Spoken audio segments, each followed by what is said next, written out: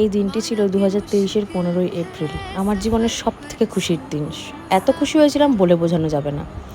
কারণ আমার ভেতরে যে আমার পোস্ত, তখন আমার পোস্ত যে বড় হচ্ছে ধীরে ধীরে, তারপর সেভাবেই আমি 25শে বৈশাখে প্রোগ্রাম করেছি বাড়িতেই। তারপরে জহরতলায় পুজো দিতে গেছিলাম। ধীরে ধীরে আমার মানে মানে আমি রোগা হয়ে গেছিলাম, প্রচণ্ড ওয়েট গেইন হচ্ছিল না।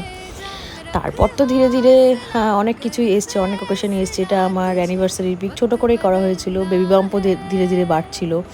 খুব আনন্দেও ছিলাম, কিন্তু খুব টেনশনও হতো।